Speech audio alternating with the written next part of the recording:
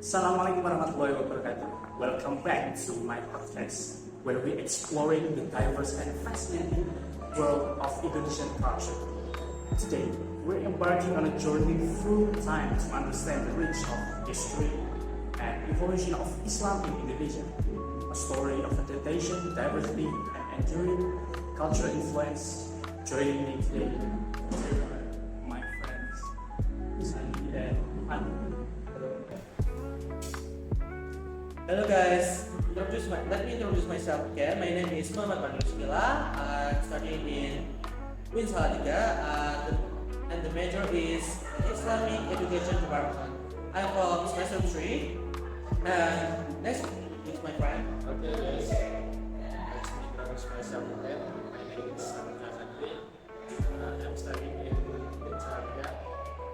My major is Islamic Education Department, and in I semester 3. By the way, what have you been doing recently? Okay, maybe I'm very busy for this week and this month because lately I've been busy with assignment from several courses and also with student organization activity. We're preparing for the end of period evaluation, which is scheduled for later this month. What about you, Tani? I set my academic goals from the this. I have also been working with music. I am part of the study music club, SMC, and regional study organization, which take me actively in period of outset of class. Okay, you guys kind of busy recently. So let's start at the beginning. How did Islam arrive in Indonesia and what were the initial impact?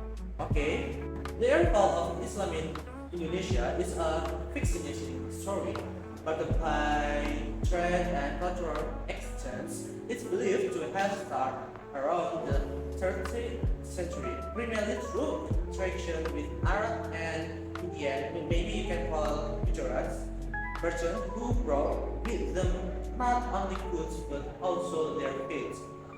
This merchant established trading posts and communities, gradually introducing Islam to local population.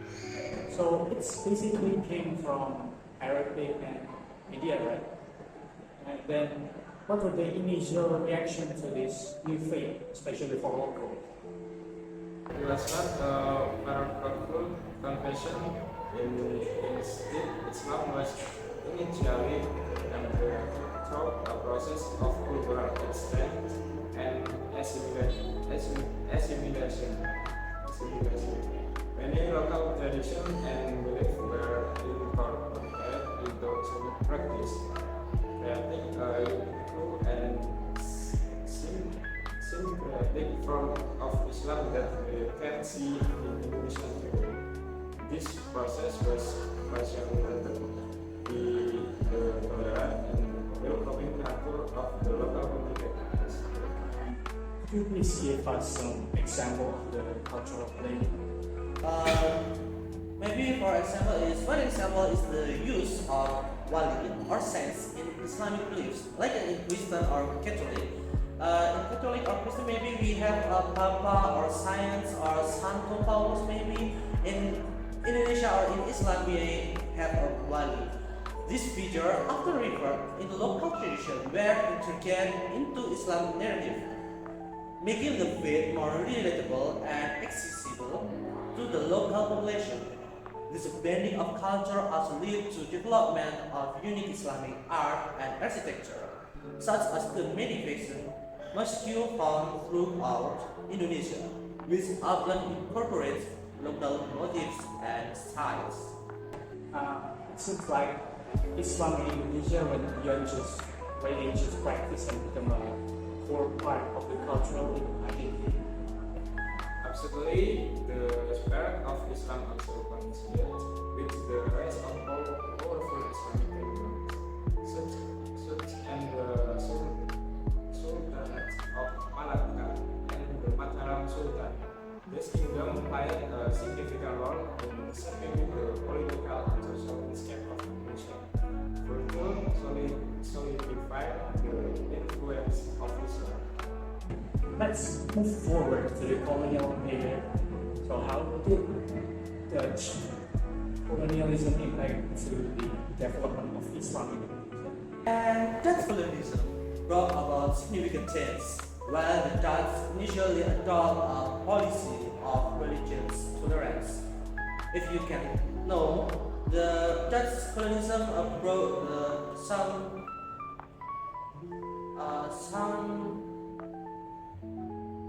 ideology is treaty, cultural gospel is very significant to influence the people in Indonesia. And they later implement policies that aim to control and regulate Islamic practice. This led to tensions and resistance from the local population, who saw their faith and cultural identity under threat. And how did Islam evolve after Indonesia gained independence? Following independence, Indonesia embraced a secular state system where Islam was recognized a major religion, but not of the official state religion.